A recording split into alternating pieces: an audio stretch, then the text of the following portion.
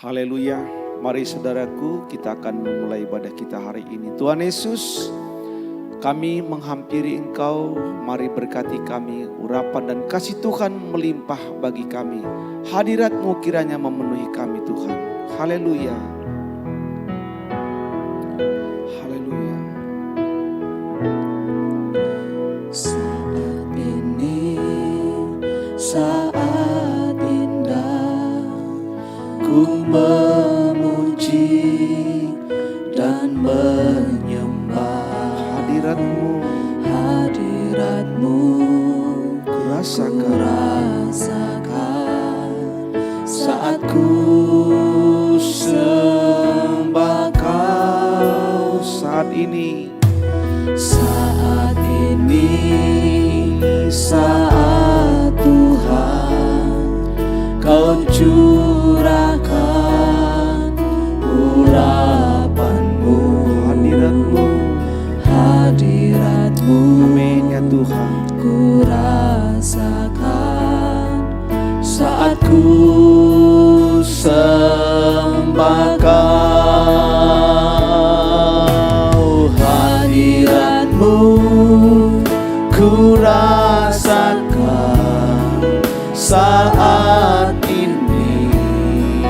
saat ini, urapan-Mu ku rasakan saat aku menyembah Kau Tuhan. Ya Tuhan, tanpa kehadiran-Mu dalam hidup kami, sungguh kami tiada arti. Kami akan terbuang jauh dari hadapan Tuhan. Kami binasa tanpa hadirat Tuhan, tanpa pertolongan Tuhan, tanpa naungan Tuhan atas hidup kami.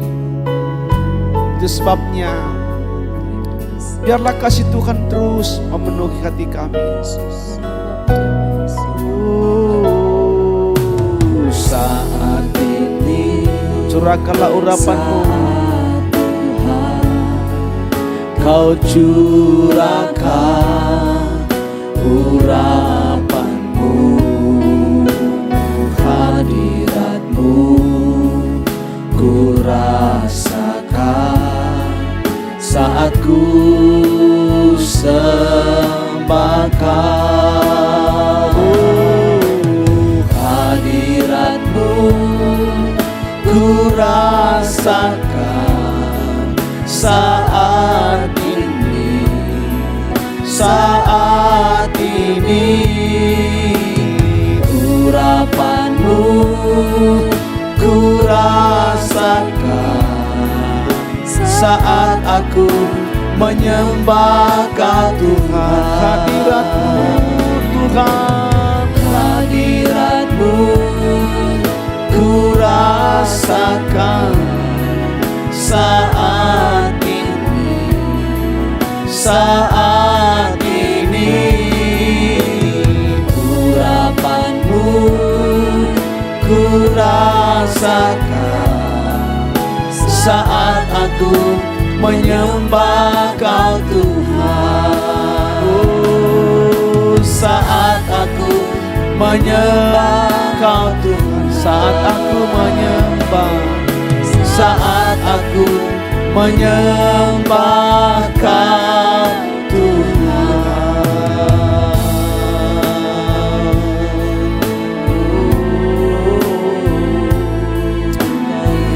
Hadirat-Mu memulihkan kami. Hadirat-Mu menguatkan kami. Hadirat-Mu menyembuhkan kami. Hadirat-Mu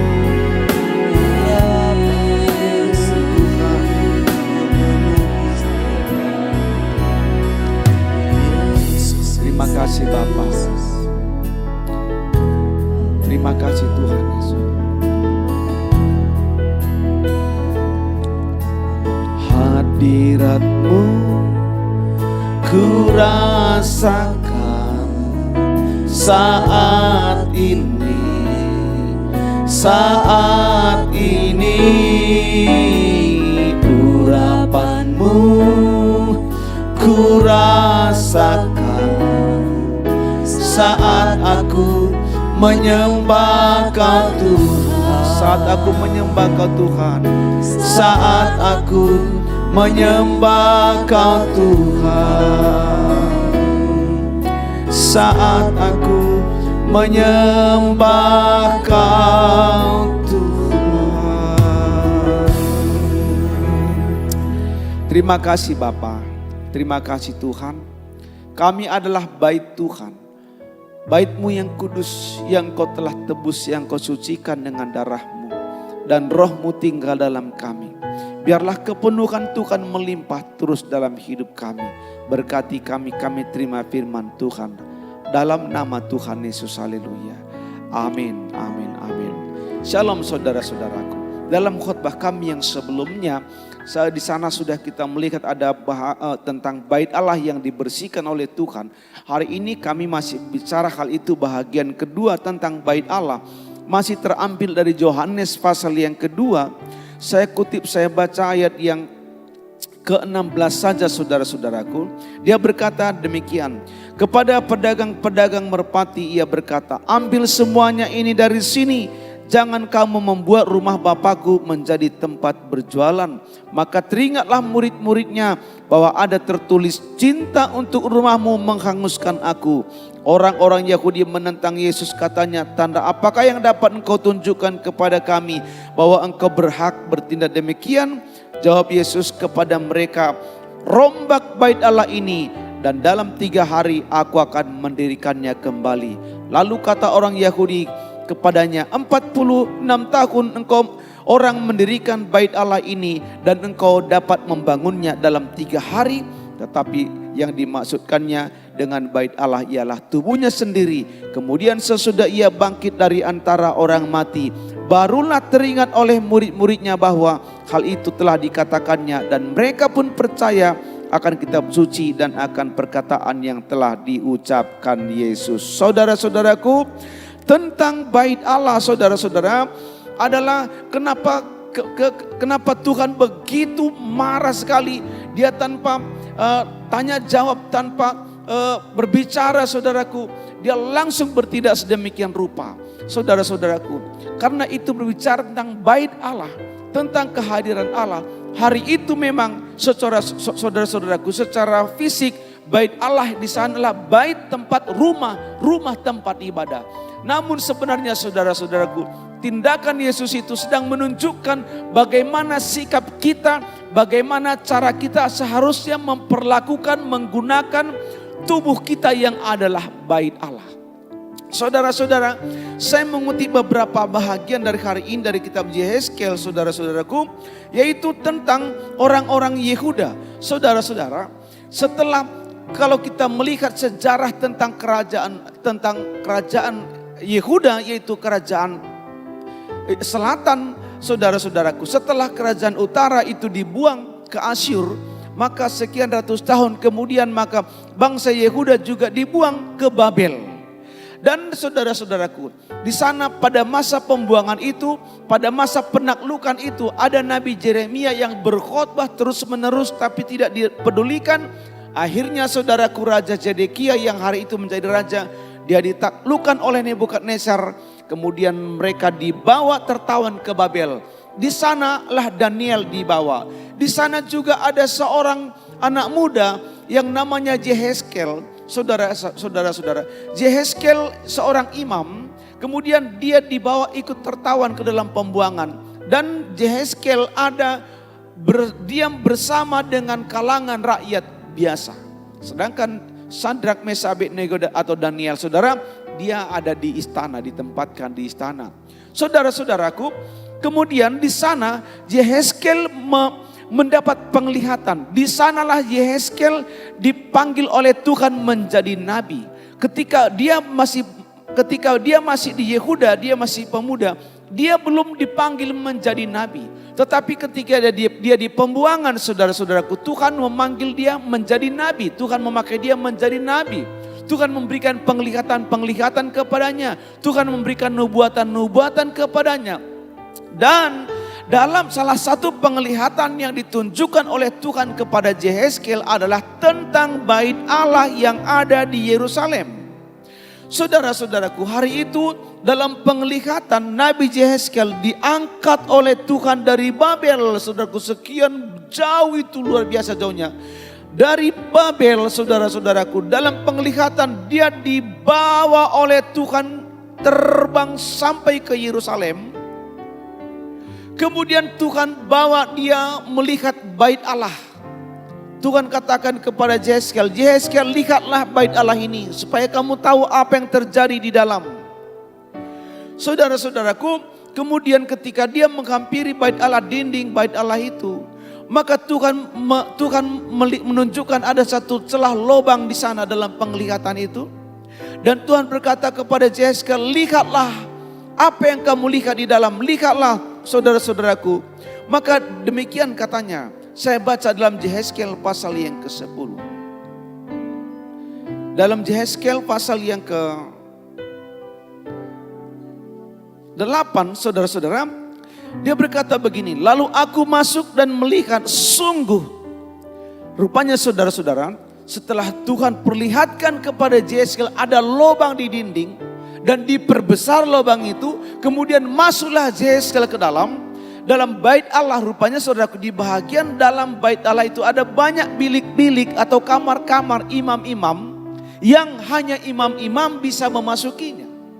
Kemudian ketika Yehezkiel masuk ke dalam penglihatan itu, dia berkata, lalu aku masuk dan melihat, sungguh segala gambar-gambar binatang melata dan binatang-binatang lain yang menjijikkan dan segala berhala-berhala kaum Israel terukir pada tembok sekelilingnya. Dan di hadapannya berdiri 70 orang tua-tua kaum Israel dengan Yesaya dan bin Safan di tengah-tengah mereka, dan masing-masing memegang bokor ukupannya di tangannya, dan keharuman dari asap ukupan itu naik ke atas. Dalam penglihatan itu saudaraku, di dinding itu sudah banyak sekali ukiran-ukiran binatang-binatang melata. Mungkin kadal, mungkin ular, mungkin naga, mungkin binatang-binatang lain, dan banyak berhala-berhala lain. Dan 70 tua-tua diukir juga dalam dinding itu, memberikan persembahan ukupan kepada binatang-binatang yang terukir itu, saudara-saudaraku. Itu terjadi di bait Allah. Dari luar tidak kelihatan, tapi di dalam para imam-imam melakukannya. Mengerikan sekali. Nah kemudian saudaraku, selanjutnya ayatnya ke-14, lalu dibawanya aku dekat pintu gerbang rumah Tuhan yang di sebelah utara. Di sana ada perempuan-perempuan yang menangisi Dewa Tamus. Dewa Tamus ini saudaraku, dewa peralihan musim. Saudara-saudaraku, jadi tadi para tua-tua, sekarang para wanita juga menyembah berhala masih di bahagian bait Allah itu. Ayat yang ke-16, kemudian dibawanya aku ke pelataran dalam rumah Tuhan, sungguh dekat jalan masuk ke bait Tuhan di antara balai bait suci dan mesbah ada kira-kira 25 orang laki-laki yang membelakangi bait Tuhan dan menghadap ke sebelah timur sambil sujud pada matahari di sebelah timur. Kali ini kaum pria di pelataran Tuhan menghadap ke timur dan menyembah dewa matahari. Dan itu semuanya terjadi di bait Allah, yang ternyata oleh orang luar tidak melihatnya. Saudara-saudara, lantas apa yang terjadi?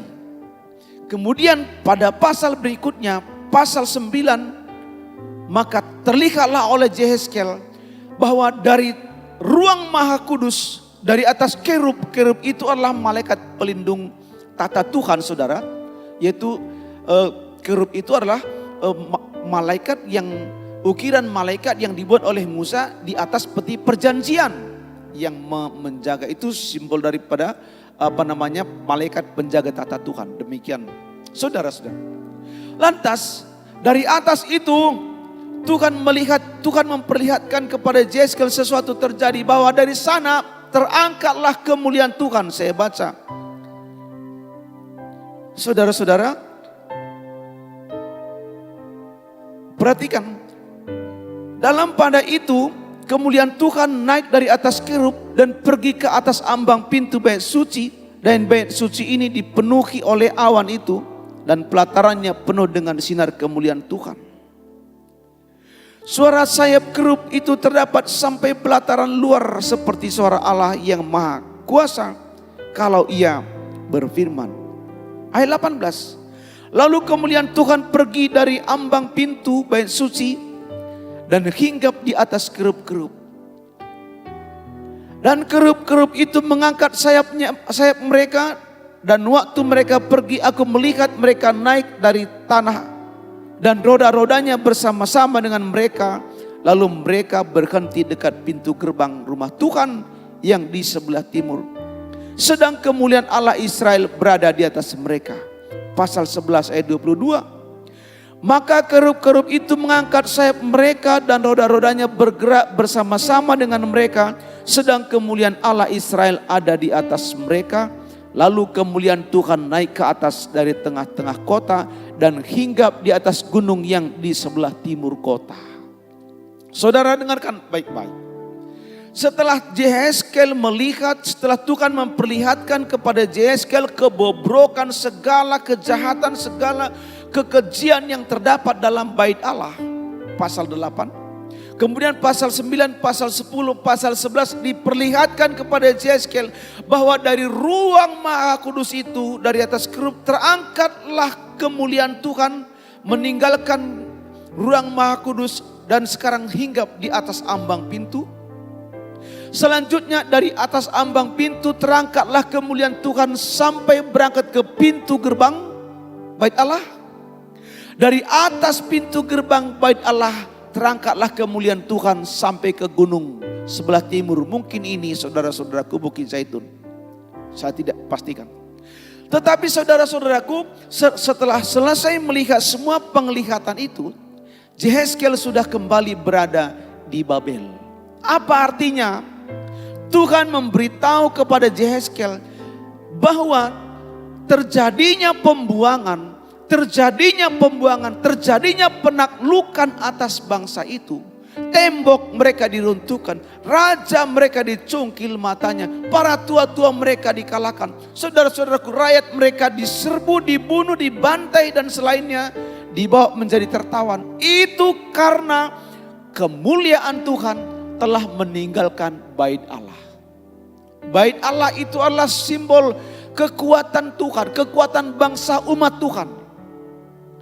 Saudara-saudara, artinya hari ini juga dengan mudah kita memahami bahwa jika tubuh kita yang adalah bait Allah ini dipenuhi dengan segala kekejian-kekejian, dipenuhi dengan atau ditinggali atau diisi oleh sesuatu yang bersifat berhala, segala bentuk dosa, segala bentuk keinginan jahat, segala bentuk kecemaran, maka hal yang sama Roh Allah akan terangkat dari hidup kita.